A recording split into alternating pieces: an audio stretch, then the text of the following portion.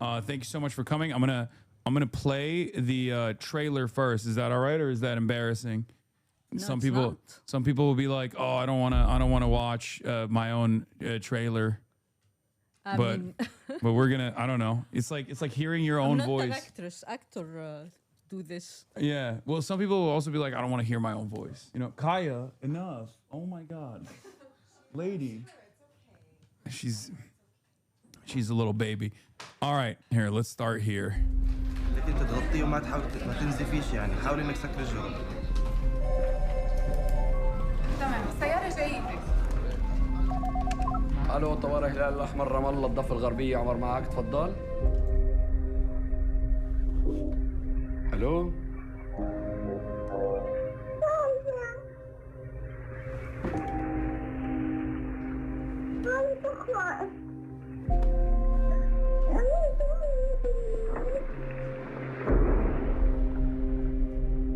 شو اسمك انت؟ كل دم أمامك فيني ماما غيرت حالي مهدي احتمال احتاج سيارة اسعاف. عمر حبيبي احنا مجبرين نأمن له مسله كامل. اذا ما فيش معها وقت. انت فقدت انت بعيد وعليا. شايف هدول يا شب؟ خسرناهم كلهم. 8 دقايق ممكن تكلفهم حياتهم اذا ما عملناش التنسيق وعماره.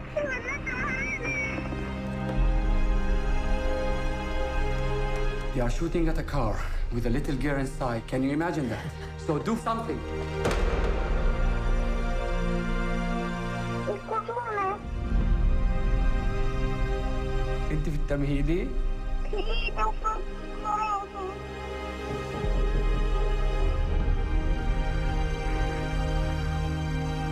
هند أوه. انا جاي ناخدك احنا. كل دم أمامك فيني أنا بكون محزونة عشان بس لسه في فضا، لسه معنا وقت.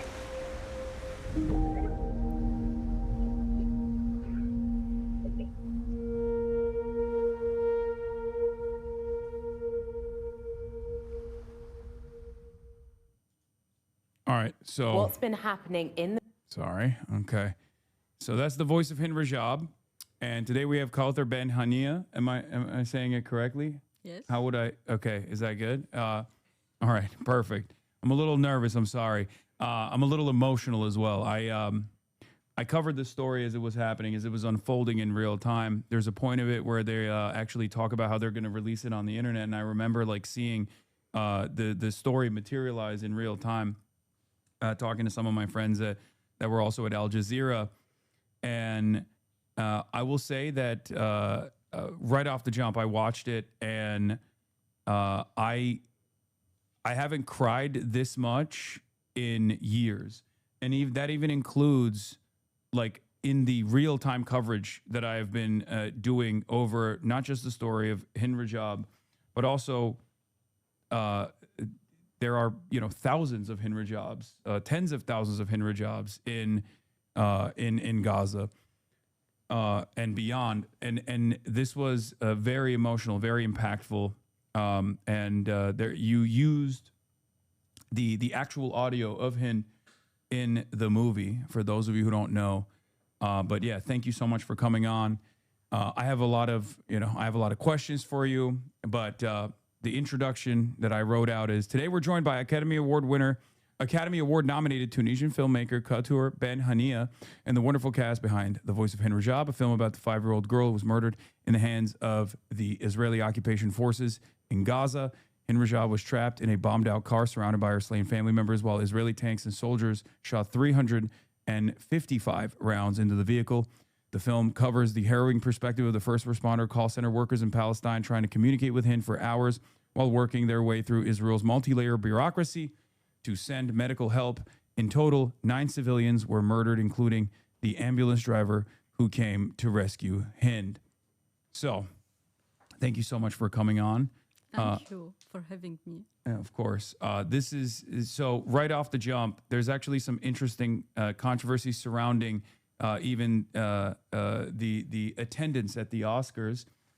One of the main actors one of the film's leads, Motaz Malhiz, was unable to travel to the United States to attend the Academy Awards that's happening tomorrow because he holds Palestinian citizenship. In December 2025, Donald Trump banned Palestinians with Palestinian Authority issued passports from entering the United States. How do you reckon with this reality when a lead actor in your movie is incapable of traveling to the United States due to the restrictions imposed on him by his occupiers? I mean, I'm especially sad because I mean, we know we live in an unjust world. Like you have to fight for justice, and I did this movie also for justice. We can talk about it later, but we know that there is a ban, not only for Palestinian. I mean, it's a racist ban because it targets many Arab country and African country.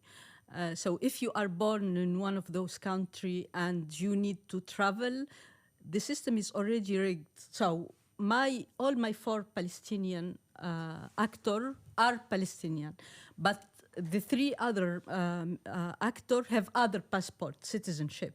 So they can travel and be at the Oscar. Mu'taz was born in Jenin camp. He grew up there. He attended the Freedom Theater, which is a mythical place to learn how to become actor with all the pain and all the trauma he went through when he was child. And he can't be here. We were together, and he's not the only one, because we wanted also to bring his mother, Wissam. She was with us at the BAFTAs in London, but also because she have only one with citizenship, one passport, the Palestinian passport, she can't.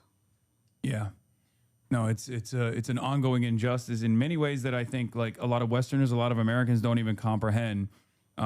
It's one of the many different ways, and one of the many different invisible ways in which Palestinians are still subjected to. I totally agree, and I wanted just to add something because now I'm Tunisian. I'm from Tunisia, so I have a Tunisian passport, and at some point, because I studied and I worked in France, I had the French citizenship. It's a little like opening about, and I was so tired about me going to present one of my movie when I had the Tunisian passport, asking me visa all the time, asking me question. I did a movie, my first movie nominated for an Oscar, The Man Who Sold His Skin. It was about visa, like the main thing. So as you know, people who are privileged never think about those things. Yeah. How to travel. They go to the airport, they book a plane and go. But for the half of the earth, it's something very, very complicated. So when you are an artist, when you are a storyteller,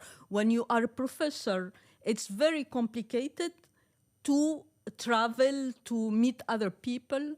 So yeah, it's an ongoing justice. Yeah, I have. I'm fortunate enough to also have an American citizenship as well as a Turkish one, and my family members have always had a very hard time coming to the United States of America, even though I live here to come and visit me. And it was really funny because when we were traveling to China this past year, that was the first time my American partners that I have a podcast with had ever had to go through a rigorous visa process, and they were shocked. They were like, "What do you mean we have to like?" release our passport to the government, to the Chinese government? That's crazy. It's like, what do you think the American visa process looks like? It's way more rigorous than the Chinese one. You need to have like numerous family members that can vouch for you on U.S. soil, tell them like, exactly where you're going. I mean, and for Mu'taz and his mother, we were like ready to do all the visa process, but we have a ban, which is another level. Yeah, no, absolutely. It was disastrous. There was Heal Palestine is one of the groups that I was working with for medical transfers of Palestinian children that were harmed by our taxpayer-funded bombs that Israel was using on them. And Laura Loomer is this one Trump administration advisor's crazy woman, total Islamophobe, and she was able to single-handedly command Marco Rubio, at the the State Department, to deny Palestinians even medical transfer into the United States of America, an organization that is already working with the state of Israel, already working with the United States of America as well, and they stopped it altogether. One of the most evil things I have personally been a part of, personally encountered. Speaking of evil, I think you showcased through the almost perfect recreation of events,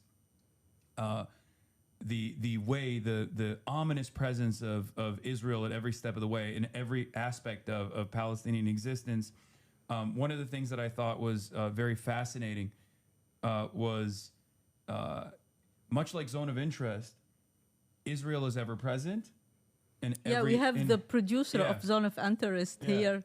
I noticed, which was awesome as well. But I noticed that just like with Zone of Interest, like Israel's presence, just like the concentration camp is like ever present but never shown. Israel's presence is all over this movie, and yet I don't think there's ever a single instance where Israel is ever shown at all. And yet it plays a massive role in the day-to-day existence of Palestinians. And I thought that was like very ominous. Was that a deliberate choice? Yeah, because since I made this choice because how you portray Israel, the soldier in the tank, the fact that you will show him it will be Israel. No, it's like, it's a huge system. And me, as a filmmaker, I've been always interested by the systemic violence, the silent one. Yeah. Because a lot of people told me, why don't you show, it's a war movie, show the gun, show the tank, show the, I was like, no, I'm not those kind of filmmaker. There were a lot of war movie. When I heard why you have an ambulance 8 minutes away and you can't send the ambulance, for me, this is way more interesting, because nobody is talking about the laws imposed by the occupation on the Palestinian, because this little girl is Palestinian. You can't send an ambulance. You have to ask the permission of those who killed her family through, you see in the movie, a lot of intermediary. So they can tell you, okay, now you can send an ambulance. And the the moral dilemma of taking this decision, should you like follow all their, we are talking about bureaucracy, Kafkain bureaucracy, but it's bureaucracy by design. It's not like the Soviet bureaucracy. It's done by design to make their life impossible and the life of this little girl impossible, but in a literal way. Yeah. No, absolutely. It's there's a complex web of communications that you perfectly showcase in it, where the Palestinian Red Crescent is communicating with the Palestinian with the Red Cross, and then the Red Cross is communicating with either the Israeli government or Kojat directly, and then Kojat is the one that's like allowing deconfliction to happen. There's no movement for EMS systems inside of Palestine, inside of Gaza, without the go-ahead by Israel. And of course, one of the other aspects of the story is that even with the deconfliction that takes place, Israel still ends up shooting and killing. They don't respect their own rule. Yeah, exactly. And they've done this with even Westerners as well, with the World Central Kitchen. They've done this with Americans in the West Bank as well, American Palestinians.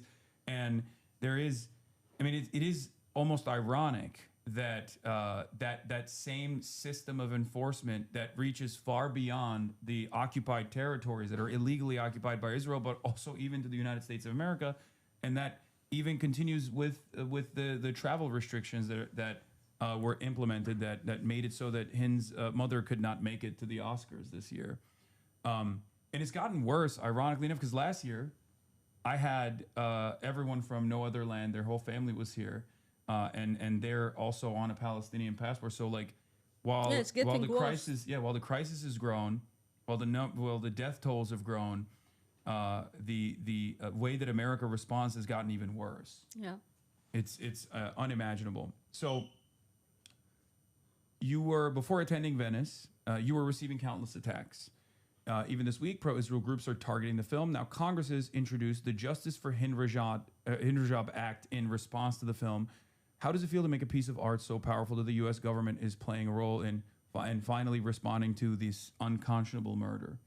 It's incredible. I mean, this is a win. This is something I'm very proud of because I was thinking a lot about my job as a filmmaker and what does it mean to tell stories when the unthinkable is happening in reality and how to portray this reality and how to make impactful movies. Can movie change things? You know, we often think about movie as entertainment, you know, to escape. And what about something telling you this is happening and this is painful? So the act, this bill is something, it's a premiere. It never happened.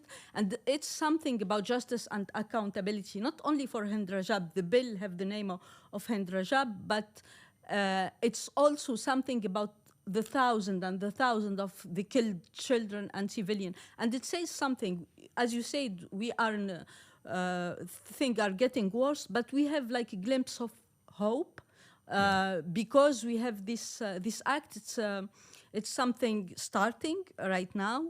And I think that justice and accountability are something very, very important. And this bill is calling for this, and I want to thank the representative who proposed this bill, and it's proposed in the Senate and in the Congress. Yeah.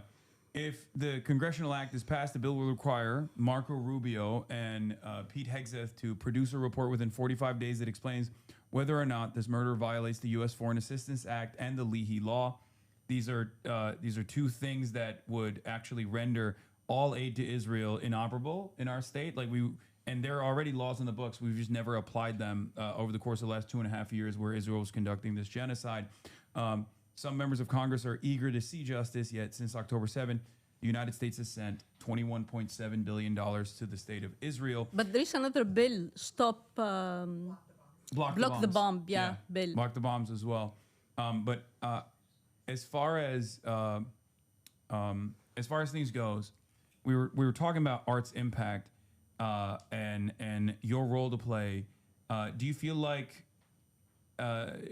every person, no matter what, because this is a question I receive all the time from a lot of students when I visit college campuses, like, what am I supposed to do? I'm an artist. What am I supposed to do? I'm just a filmmaker. What am I supposed to do as far as like, is this actually moving the needle in some way, or is it just causing people to feel like they're participating in activism?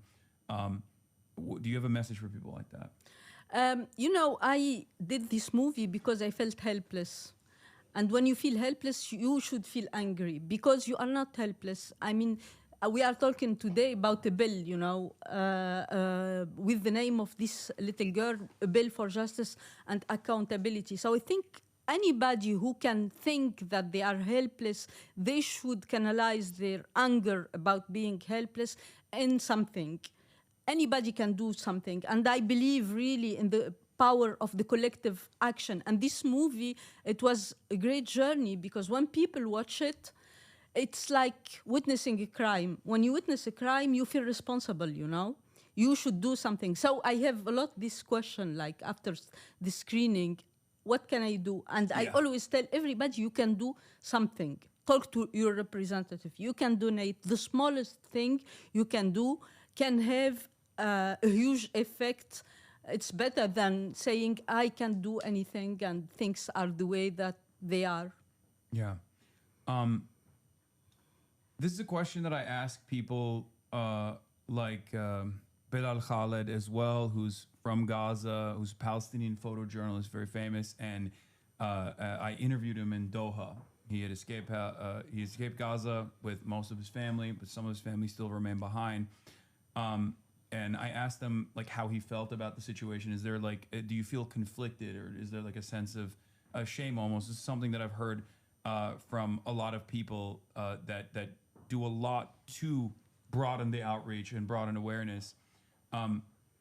Did you feel a little conflicted at any point while you were making this movie that victims like Hind Rajab, I mean, it's outside of your power, but victims like Hind Rajab are ever present and still very much trapped in Gaza?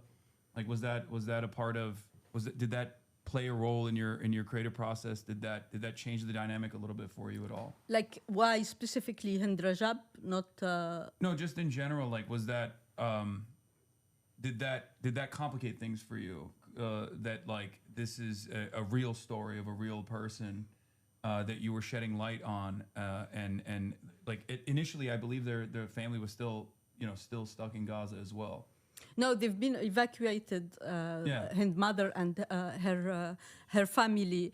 I'm a documentary filmmaker. I started doing documentary. I did narrative and documentary. I did both hybrid film. And I know that when you do documentary, you portray real people life. It's very different from fiction as we know it. Like fiction, it's actor. You hire actor, and then when the shooting and the promotion is finishing, everybody go to his life. When you portray real life stories, and especially a story like Hind Rajab, it's for life. It's a commitment.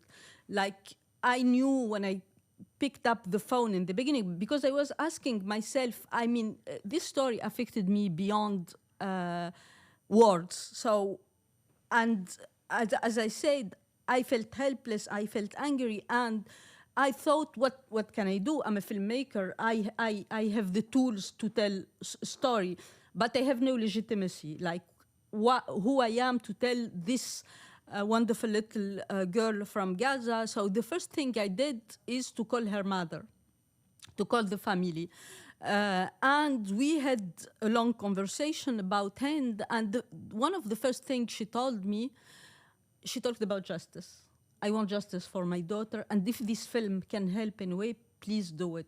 So for me, it was something beyond making a movie, making a movie, but making an impact behind it, and thinking about justice and accountability.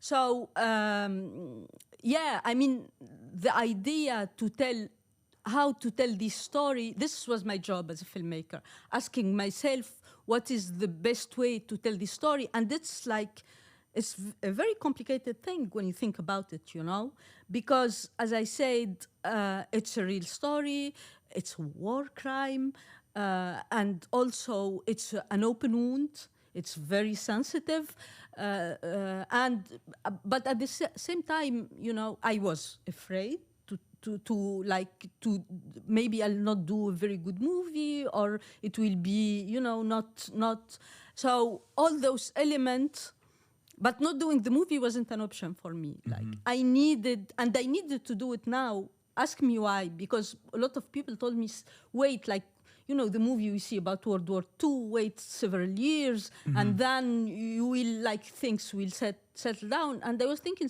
in which way things will settle down? Like we will have trial, like we will have accountability. So I thought about this sentence of Hind mother, I want justice for my daughter, and if this movie can help in a way, please do it. And today we have this bill asking for justice and accountability. Yeah. So it was an incredible journey, but it's not all.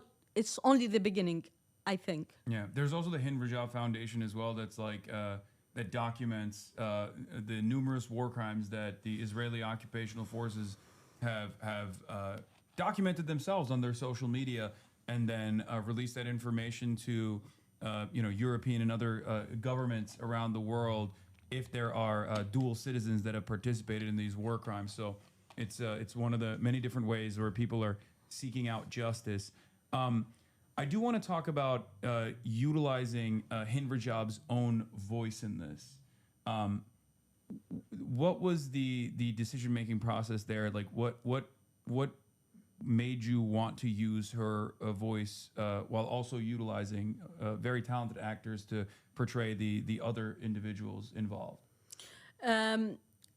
This movie started because I heard her voice. It was all over internet. You remember, you said that you covered this. And because her voice haunted me, and because it was also in social media, and we know that social media, it's not a place to remember. It's a place to forget. Like you are scrolling her voice between two other insignificant things. So I was thinking about a way to center her voice and to honor her voice in a place where people can sit in the dark, which is a theater, and listen and know about her story. So for me, I considered maybe for 2 seconds the fact to bring an actress, a child actress, and to make her mimic what Hind went through. And for me, it was like silencing her again. Her voice was so powerful. I needed her voice to echo everywhere. So talking with her mother, explaining to her all the process, for me, it was obvious, It's like telling someone why you are using Anne Frank journal. It's a private, it's an intimate journal. She's right. Yeah. No, you have documents that are sometimes bigger than anything. And her voice wasn't recorded to move us.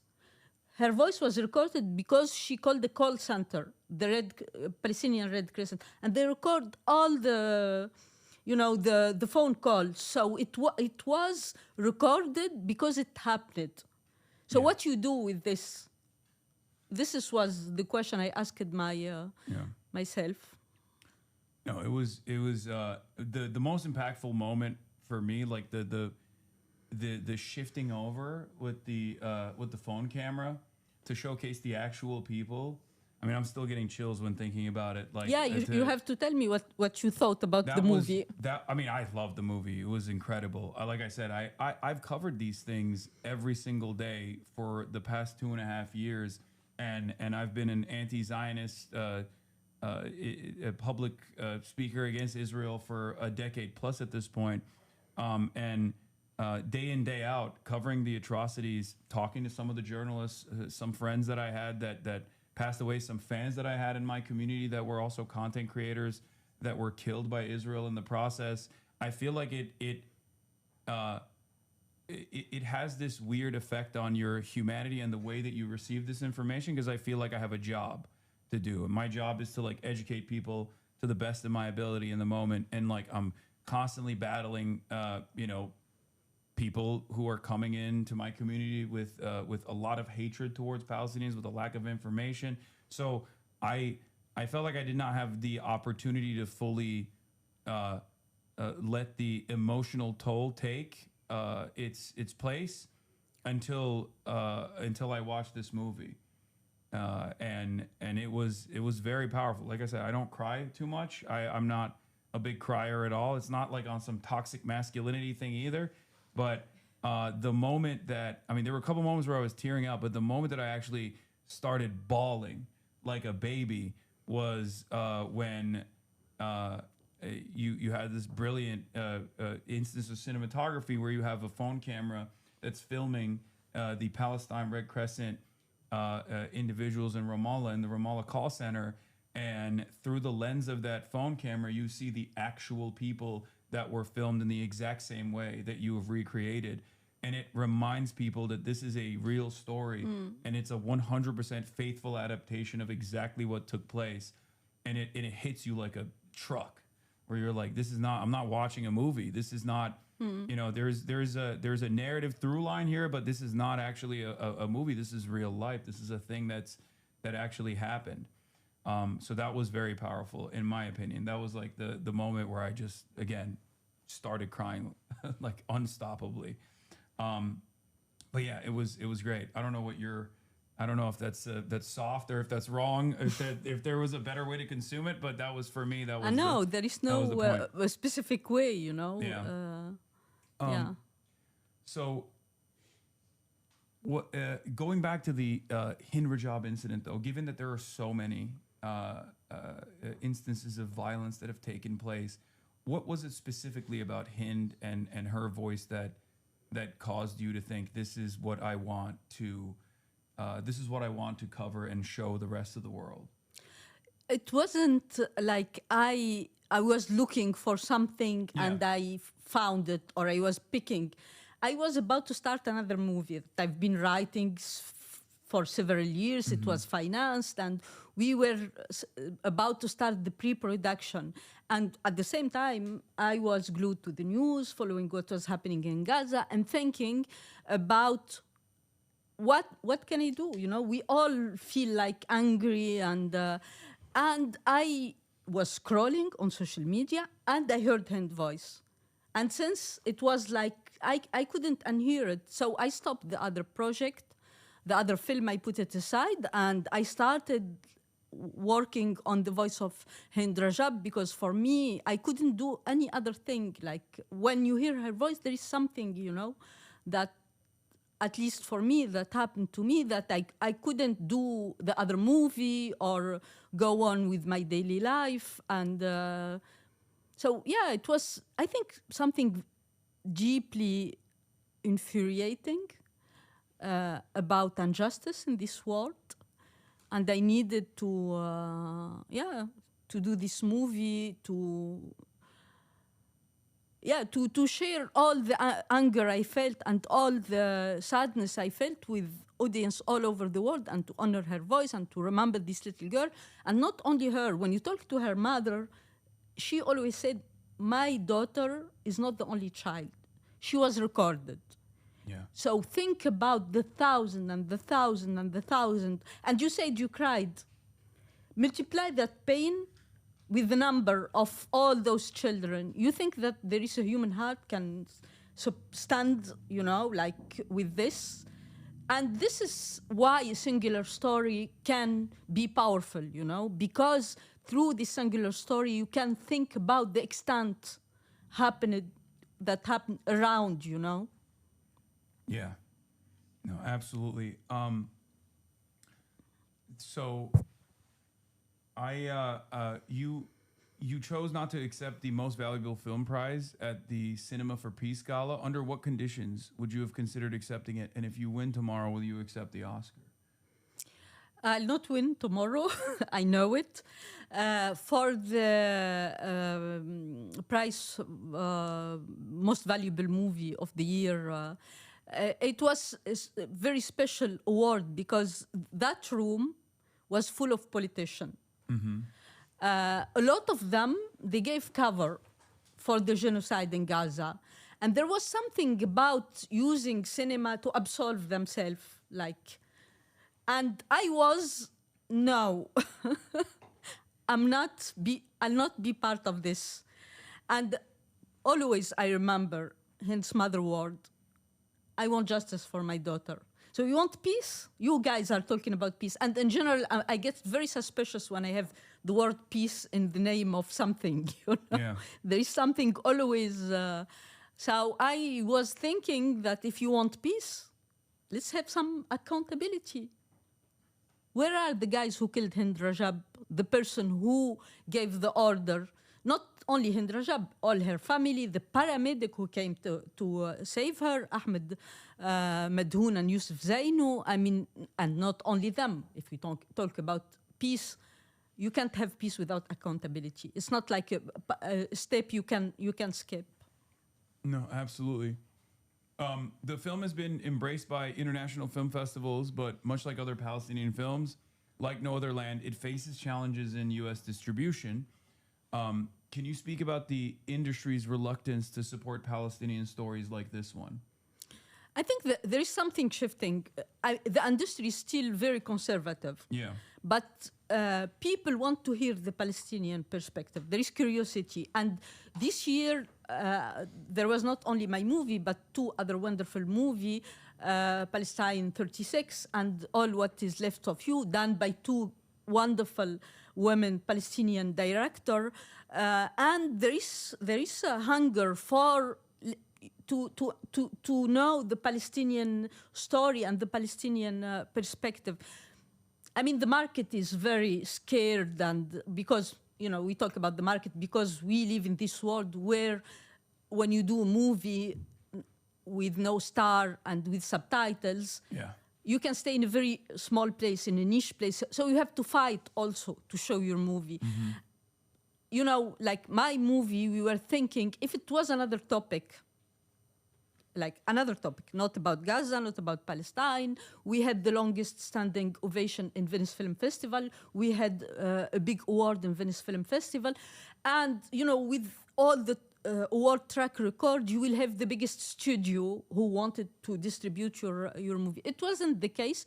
But we were distributed by Willa, which is also our executive producer, and we found the place, and people watched the movie actually.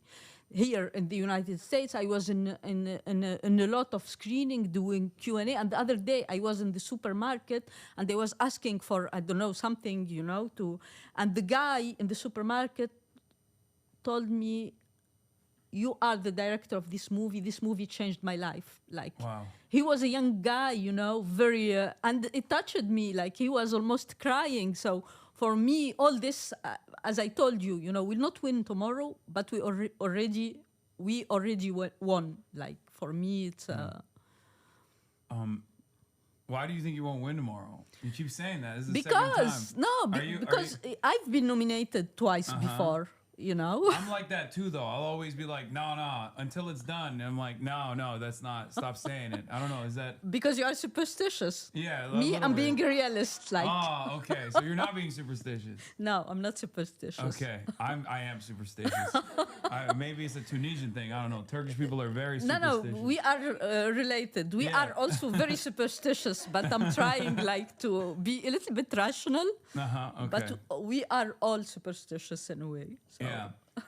There are a lot of like hate campaigns against this. I mean, it's something that I have personally had to deal with quite a bit as well. It's like in the United States of America at any point in time, especially now things are changing a little bit, but like if you advocate for the humanity of Palestinians, if you showcase the perspective of the Palestinians, if you recognize them as human beings, as victims in any way, shape, or form, with people with lives, dreams, and a bright future ahead, you get inundated with unimaginable amounts of hate. What's the weirdest thing you've seen from Zionist advocacy groups?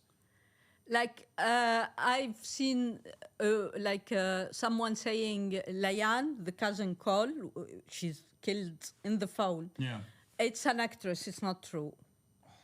Like someone saying this never happened. Like where is this girl? Stuff like this. But it's not like serious, serious thing. But it's a little bit how to say.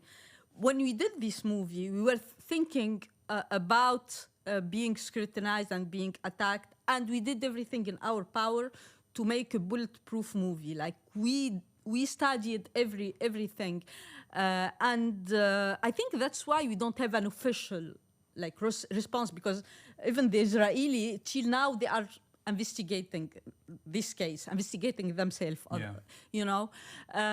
But the weirdest attacks I got actually is from pro-Palestinian people. Like you don't have to do this movie; it's too early. But I know also that it's coming from a place of trauma. Yeah.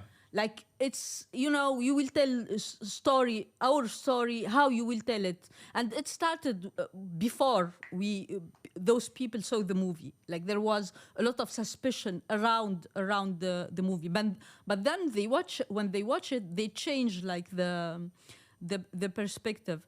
But I mean, I don't think about all those things. The movie is shown in every country on the world where you have movie theater. Mm-hmm. Till now, it's distributed all over the world. It was in Australia last week. It will be in Japan in 1 month. It was distributed all over Europe, Latin America, here in the United States and Canada, all over the places. So for me, this is.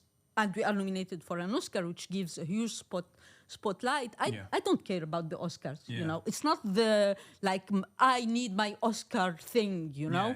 But I know we live in a world, because this movie, I'll not show it to people like you. I appreciate that you watch it, I'm intimately very, very familiar with the situation. Exactly. Yeah. I want people who are not familiar. And when they watch the movie, you can see their reaction. Yeah. It's a strong one. So I need the spotlight of the Oscar, the spotlight of everything, because as I said, when you are an ordinary guy and going back to home, it's not the movie, the feel-good movie that you will play on your, TV to watch it. You need people telling you it's great, it was nominated for an Oscar. So, all this is very, very important. Yeah. And as far as the perspective, obviously, of pro-Palestinian people that you mentioned, I would say that a lot of those people are probably not in Gaza that had this approach or had this perspective, because from the people I've spoken to, they were all they were all very appreciative of the prospect of like broadening the awareness of yet another unnecessary death, an unnecessary murder, an illegal act that took place in the hands of Israel that, at least for the time being, seemingly is going unaccountable. So I think people do appreciate it. There was a Berlin Film Festival instance that I wanted to ask you about. They asked some of the actors and some of the directors that were there about their political perspectives, and they said this is not supposed to be a political place. Like, this is not a place to talk about politics. How do you feel about that? No, it was Wim Wenders who was the jury president in the Berlinale, and he said film are not political, and I don't agree. You know, the fact that you say film are not political is already a political position in itself, you know. So I think that anything that deals with a human being, unless you film plant and trees, is political in a way. Yeah. Even if you say it's not. Well, even planting trees is political, especially in Israel. Yeah. Yeah. Yeah, I was talking about something about like the sun and the link between the sun and the tree. But you see, even trees are political. Yeah. So, what about movie with a human being? Yeah, no, absolutely. What's your message to someone who watches this film and shares the anger that you feel, shares the anger that I feel, but doesn't know what next steps to take? As I said, you know, this movie, the movie is yours. Like, use it, first of all. And the movie was used in a very, very great way by all the NGO. And so show it to your friend, talk about it, and organize yourself. Do something, donate, join, join other people, talk to your representative. And everybody can see a little bit in his surrounding what he can do. There is another thing, you know, which is the fact that people often, you know, very nice people, well-intentioned people tell me, I can't handle it, the movie. I'm not sure I can watch it. And I always tell them, you are talking from a privileged point of view. Because you think that the movie will, you know, will be hard. You don't want to watch it, but this is a real story. It's happening. So watch it, and if it's hard, do something about it. Yeah, yeah. One of the things that I also found very fascinating was the dynamic between the younger first responder on the phone. Versus like the older person at the call center that was like in control over the communications. There was almost this pragmatic approach that he had to take because he had gone through this experience so many more times. Versus there was a reluctance to abide by the systems in place and like wanted an understandable need to immediately intervene. Which would have potentially put the ambulance in harm's way. How did you feel about showcasing that juxtaposition? Because like Palestinian society is very diverse in both the ways that they handle living under constant Israeli occupation, and sometimes people do. There is the more pragmatic approach in instances that's necessary, but there's also like the immediate rise to the occasion. Was that deliberate, or was that just like something that happened in real life? So you just chose to put it in the documentary? Yeah, I mean, my job as a filmmaker, I tried to stay very close to reality. So this screenplay is written through the testimony of real Omar, real Mahdi, the real dispatcher and employee of the Red Crescent. But they told me a lot of things. So my work as a filmmaker is to write something coherent that have meaning, because you do a lot of things that don't have meaning, you know. I was curious to know about everything that happened that day. So for me, it was very meaningful. And it's normal, you know. Omar is on the phone with this little girl. So he's he want to do anything to save her. Mahdi, his job is to send the ambulance. He's not on the phone with the girl, you know. So he's afraid and he lost already colleagues. He sent them to their death. And in the movie we see Mahdi. He says if there is another photo added to this wall, he have a wall of all his killed colleagues by the Israeli army. And by the way, the Red Crescent, they lost 56 member of their crew in rescue mission like this, you know. So he said, if there is another photo added to this wall, I resign. And the real Mahdi, this is what he did, you know, after his job is to send those guys. He sent them to save this little girl, and they were bombarded by an American bomb, by the way. When they were bombarded, he resigned after because he was an impossible job. And all this is to say, for me, it was very significant when you see that in both cases, you lose. The game is rigged. Yeah. Like the Israeli are there imposing all this set of rules. They don't respect those rules. You follow them or you don't follow them, you are killed at the end, which is something very, very, very cruel if we think about it. So for me, it was very important to say, and you know, there is this narrative that Palestinians are always divided, you know.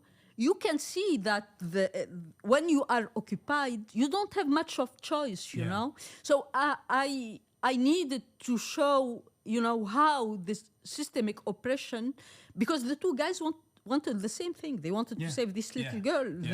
They want the same thing. But both of the decision, Israel is there to say no. Both of things don't work. You will not. It's not working for me, you know.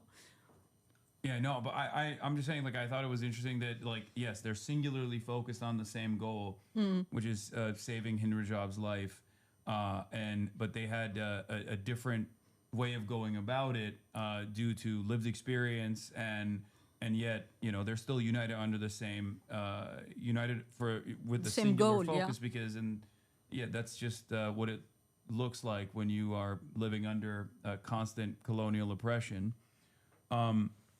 Well, thank you so much for coming on. Thank you. This was remarkable, and I hope you guys go watch it. And look, all I'm gonna say is last year No Other Land was here, and what? Oh yeah, there's a donation link that we've been spamming in the chat as well. If you want to support this fundraiser, there is something to do. You see? Yeah, the Voice of Hind Rajab pre-Oscar dinner fundraiser. 50% of the proceeds will go to the Palestinian Red Crescent Society of the Red Cross and Red Crescent Movement, and then the other is going to Latino Muslim Unity, which supports grassroots nonprofit advancing social justice, storytelling, mutual aid, and community advocacy.